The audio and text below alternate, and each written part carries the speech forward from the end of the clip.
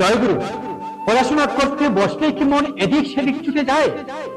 তা পড়ছেন তাকে কিছুক্ষণ পরেই ভুলে যাচ্ছেন। ঠাকুর অনুকূল চন্দ্র বলতেন, একাগ্রতাই হলো শক্তির মূল উৎস। আজকের এই প্রতিযোগিতামূলক যুগে শুধু পরিশ্রম করলে হয় না ভাই, মেধা ও স্মৃতি শক্তিকেও স্থানিত করতে হয়। কিন্তু কিভাবে কিভাবে আপনার মেধা ও স্মৃতি শক্তিকে চালিত করবেন? ঠাকুর আমাদের জন্য এমন কিছু বৈজ্ঞানিক ও আধ্যাত্মিক নিয়ম রেখে গেছেন, যা পালন করলে যে কোনো সাধারণ ছাত্র অসাধারণ মেধাবী হয়ে উঠতে পারে।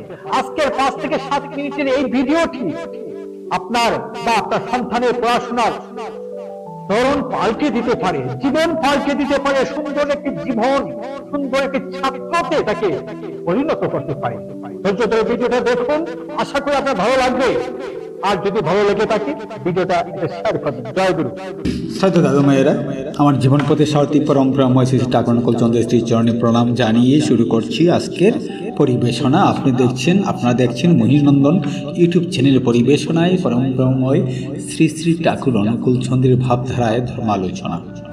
তো শ্রদ্ধা দাদু মায়েরা, আমরা বলেছিলাম যে আজকে আমার বিষয়বস্তু হচ্ছে পড়াশোনায় মনোযোগ সৃষ্টি করার জন্য ছাত্রছাত্রীদের জন্য ঠাকুর কি ব্যবস্থা করে রেখে গেছেন। ভিডিওটা শুনুন, আশা করি ভালো লাগবে। ঠাকুর বলতেন, আমাদের মস্তিষ্ক হলো একটি পবিত্র যন্ত্র, একে পরিষ্কার রাখতে হয়। স্মৃতির মূল ভিত্তি হলো আগ্রহ। যে বিষয়ে আপনার আগ্রহ নেই সেখানে আপনার মস্তিষ্ক তথ্য জমা রাখবে না। ঠাকুর শিখিয়েছেন কিভাবে যে কোনো বিষয়ের প্রতি গভীর অনুরাগ তৈরি করতে হয়। তিনি বলতেন, লক্ষ্য যদি স্থির থাকে এবং ইষ্টে যদি টান থাকে তবে মস্তিষ্ক অনেক বেশি সচ্ছল হয়। আমরা আলোচনা করব সেই 4টি বিশেষ সূত্র নিয়ে, যা ঠাকুর ছাত্রছাত্রীদের জন্য দিয়ে রেখেছেন।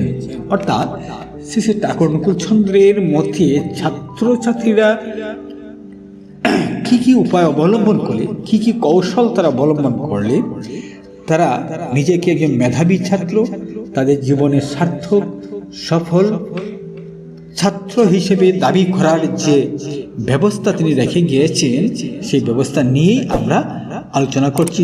প্রথমে শ্রী শ্রী ঠাকুরের দেওয়া সূত্রের মধ্যে প্রথম সূত্র হচ্ছে ব্রহ্মচর্য ও সংযম।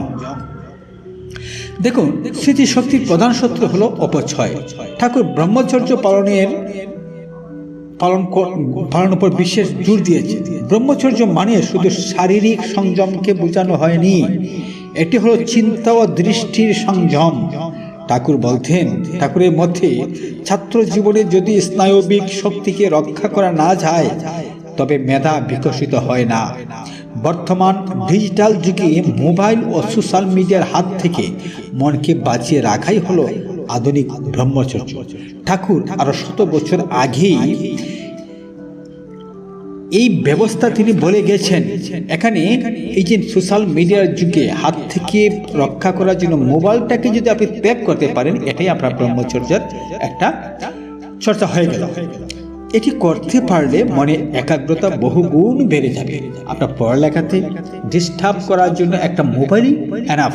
সুতরাং একটা মোবাইলকে যদি আপনি নিয়ন্ত্রণে নিয়ে যেতে পারেন, তখনকার সময়ে মাছ মাংস বিবাহ কাম ক্রোধ মদ লোভ সবকিছু ত্যাগ করে যে ব্রহ্মচর্য মানুষ পালন করত তার সমান হয়ে গেল। সূত্র নম্বর 2, নাম ধ্যান ও মস্তিষ্কের ব্যায়াম। দেখুন, প্রতিদিন সকালে ও রাতে ঈশ্বর নাম প্রার্থনা ধ্যান করার কথা ঠাকুর বারবার বলে গেছেন। কেন বারবার বলেছেন জানুন? আধুনিক বিজ্ঞান বলছে মেডিটেশন বা নাম জপ করলে মস্তিষ্কে ফ্রি ফ্রন্টাল কর্টেক্স শক্তিশালী হয়, যা সরাসরি আমাদের মনোসংযোগ নিয়ন্ত্রণ করে। ঠাকুর বলতেন, নাম করলে স্নায়ুগুলো উদ্দীপিত হয়, ফলে পড়া দ্রুত মুখস্থ হয় এবং তা দীর্ঘস্থায়ী হয়। পড়ার টেবিলে বসার আগে 5 মিনিট ঠাকুরের নাম নিয়ে বসলে মন অন্যদিকে বিচলিত হওয়ার সুযোগ পায় না। সূত্র নম্বর 3, খাদ্য ও আহারের প্রভাব। ঠাকুরের দর্শনে আহারের গুরুত্ব অপরিসীম। তিনি বলতেন, যেমন খাবি অন্ন তেমন হবি মন। তামসিক আহার বা অতিরিক্ত মশলাযুক্ত খাবার মেধাকে আচ্ছন্ন করে ফেলে।